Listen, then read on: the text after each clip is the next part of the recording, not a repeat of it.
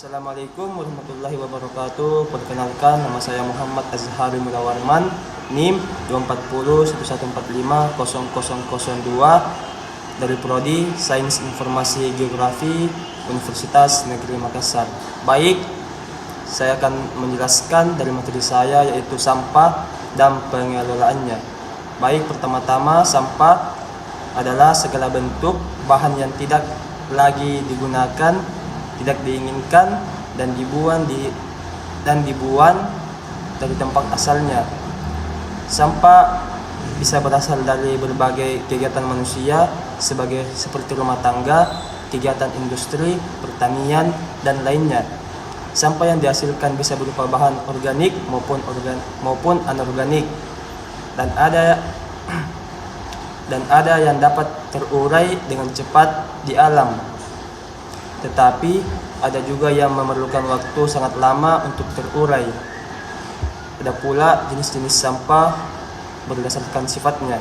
Yang pertama itu sampah organik. Baik, sampah organik adalah jenis sampah yang berasal dari bahan-bahan alami atau bahan yang dapat terurai secara alami oleh mikroorganisme dalam waktu relatif singkat. Sampah ini umumnya berasal dari sisa-sisa makhluk hidup, baik tumbuhan maupun hewan.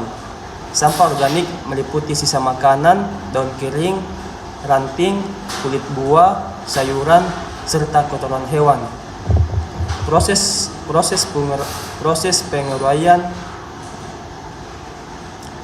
penguraian sampah organik menghasilkan bahan yang dapat digunakan kembali seperti kompos yang berguna untuk meningkatkan kesuburan tanah. Oleh karena itu, sampah organik seringkali diproses menjadi bahan organik yang bermanfaat bagi pertanian atau taman.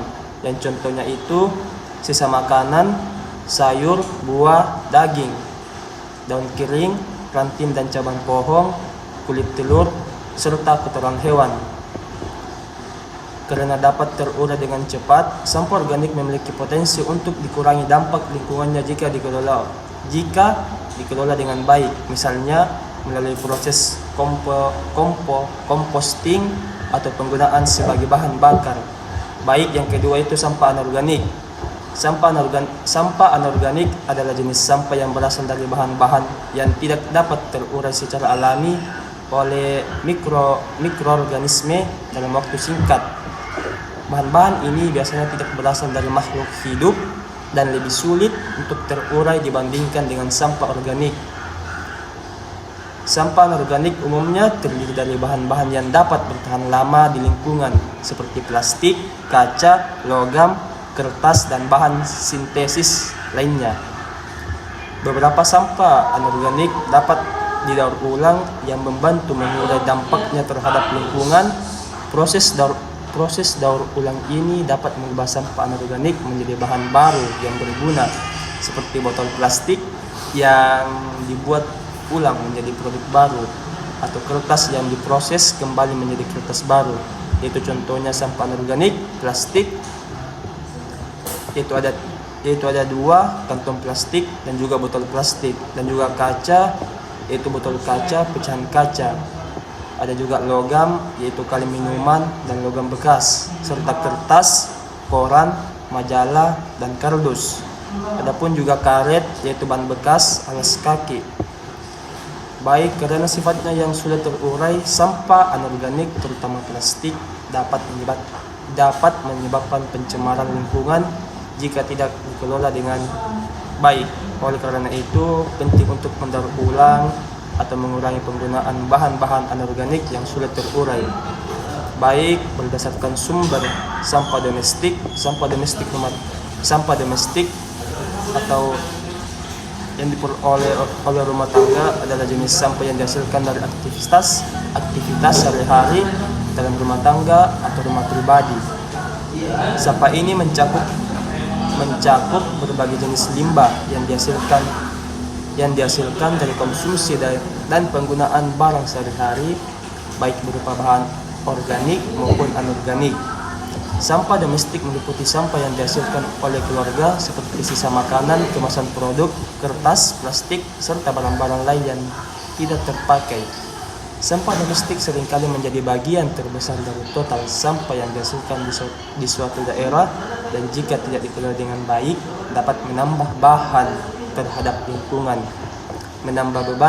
lingkungan.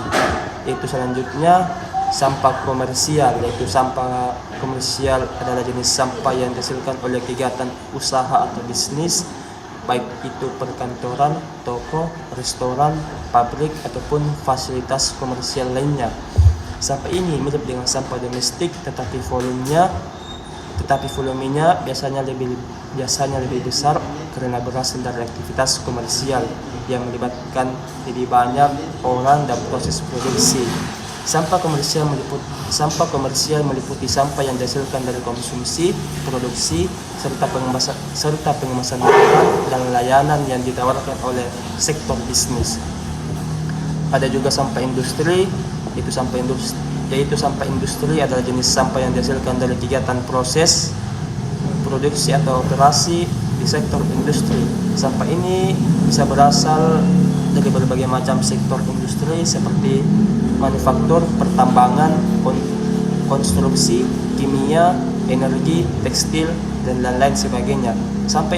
Sampah industri seringkali lebih beragam, lebih besar volumenya, dan bisa berbahaya bagi lingkungan dan kesehatan manusia jika tidak dikelola dengan benar.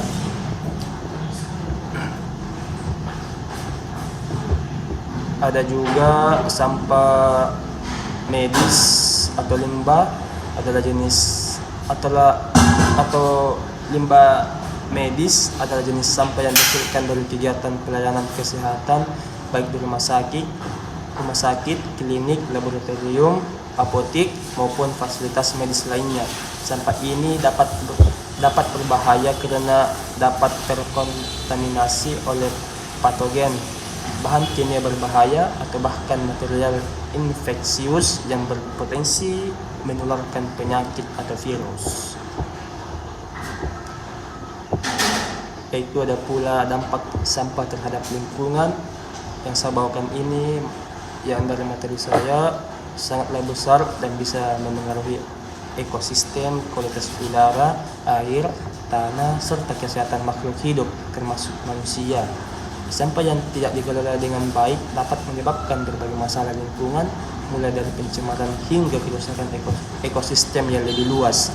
Berikut adalah beberapa dampak seperti terhadap lingkungan, yaitu pencemaran tanah, pencemaran air, pencemaran udara,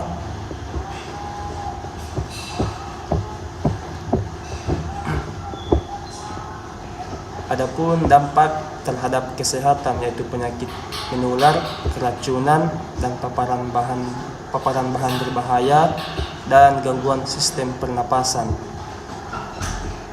Ada pula pengolahan sampah yang memerlukan pendekatan komprehensif dengan prinsip 3R, yaitu reduce, reuse, resell. Ada pula metode pengelolaan sampah, yaitu penimbulan, ada pula sifat-sifatnya, yaitu mengumpulkan sampah di area tertentu, memerlukan pengelolaan lingkungan yang baik, dan yang ketiga risiko pencemaran lingkungan, dan yang kedua itu insinerasi atau pembakaran. Ada pula sifatnya, yaitu membakar sampah pada suhu tinggi, mengurangi volume sampah, berpotensi menghasilkan polusi udara. Dan yang ketiga itu composting. Dia juga memiliki sifat 3, yaitu mengubah sampah organik menjadi pupuk, ramah lingkungan, mengurangi volume sampah. Dan yang terakhir yaitu daur ulang, memproses ulang sampah menjadi produk baru, menghemat sumber daya alam, dan mengurangi pencemaran. Baik, itu dalam materi saya yang sudah saya jelaskan. Kurang lebihnya mohon dimaafkan. Ataupun ada kesalahan dari saya, salah ucap. Wabillahi taufiq wal hidayah. Wassalamualaikum warahmatullahi wabarakatuh.